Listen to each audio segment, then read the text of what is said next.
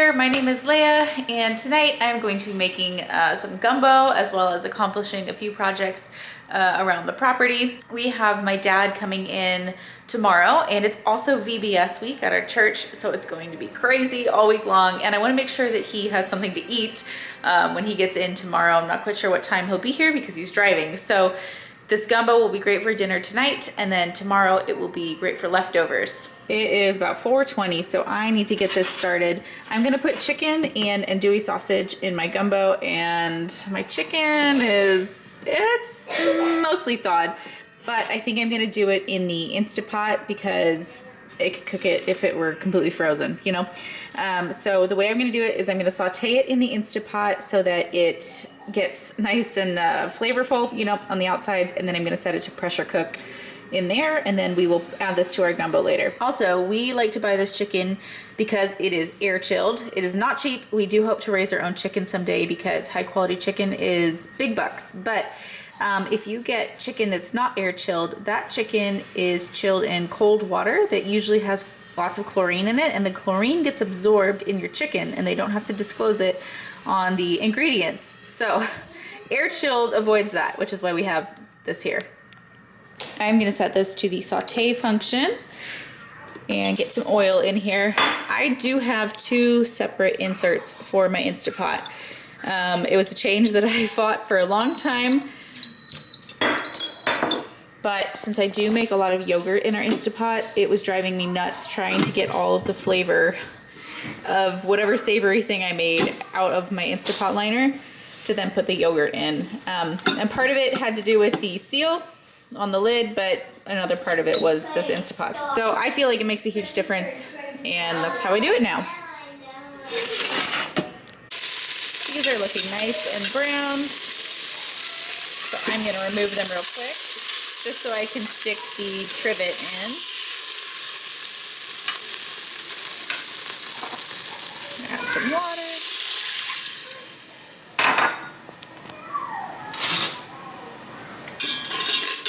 Open this guy up.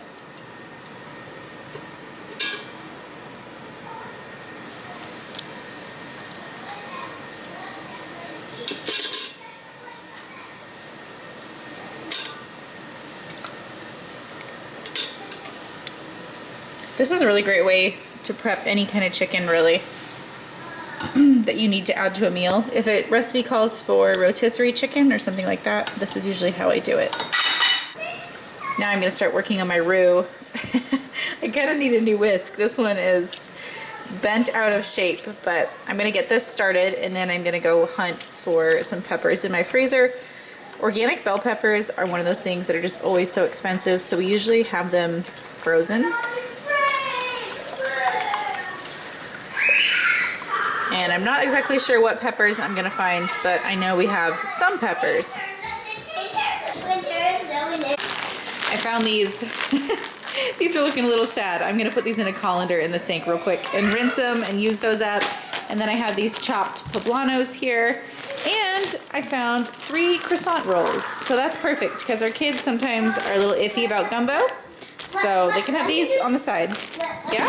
Right, I'm gonna start adding some veggies in here. Give those.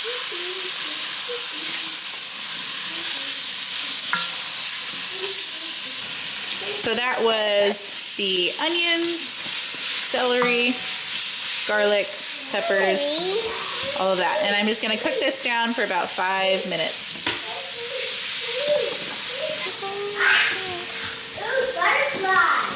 There you go. Move it around.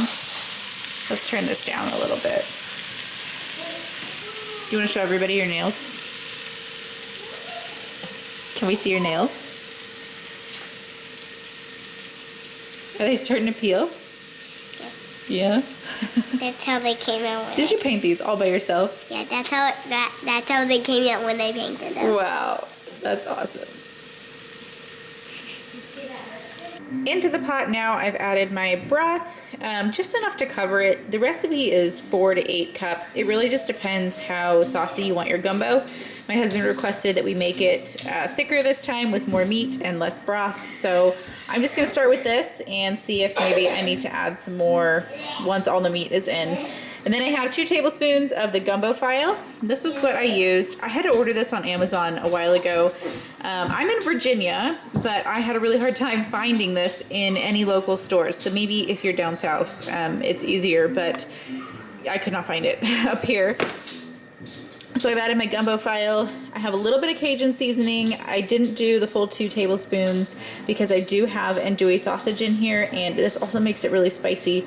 And the kids don't like it. And honestly, I don't like spice that much. So Cajun seasoning. And then I have some of the sausage, and I am going to go in now with our chopped chicken.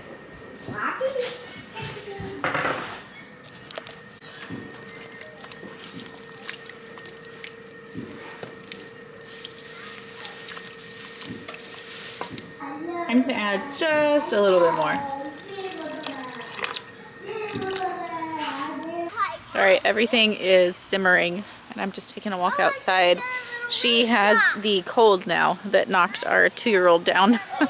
Fortunately, she does not seem to have croup or anything like that. She's just sick. So we're just taking a little walk outside, and I want to show you guys what we're doing with the chickens right now. It's starting to rumble. I think there's a storm rolling in, so they're all inside. Goodness, you hear those coughs? They really don't like to be outside when it's raining, even though this provides them shelter. So they're still in here because they're still really little. But long-term plan is we want to have them out here in the electric netting. We're still working on figuring out how to defend them from aerial predators. My husband wants to experiment a little bit with netting, and I really want to get some sort of table-like structure out here that they can run under, because we have noticed that our rooster... Why do you want to make something that they can run under? In case a hawk comes down. We have noticed that our rooster does alert, and they do respond to him, so I think that would greatly increase their chances of survival too, if they had just somewhere that they could duck and cover. If there was a hunter up there. I also ordered an air horn on Amazon because I've heard that if you come out with an air horn, it scares them. So, oh yeah, it is rumbling now. Okay. We didn't manage to cut our grass this weekend. You think we're gonna regret that?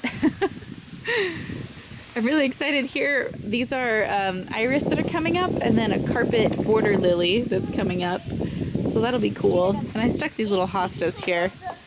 I don't know what else to do with them. All right, so my outside project tonight was supposed to be this walkway.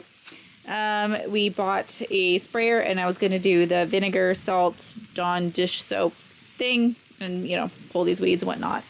I did not look at the weather forecast. We're actually I just checked the radar. We're in the worst of what's coming. It shouldn't be a very long storm though, so we'll see if I get to this tonight. The one thing I do need to do is rehang my wreath. I had it on one of these doodads. So it's this command hook thing, and then you put this on it, and I think a child, hypothetically, hung on my wreath and ripped it off. So we're gonna get this hung back up here and see how that goes. Do you like it?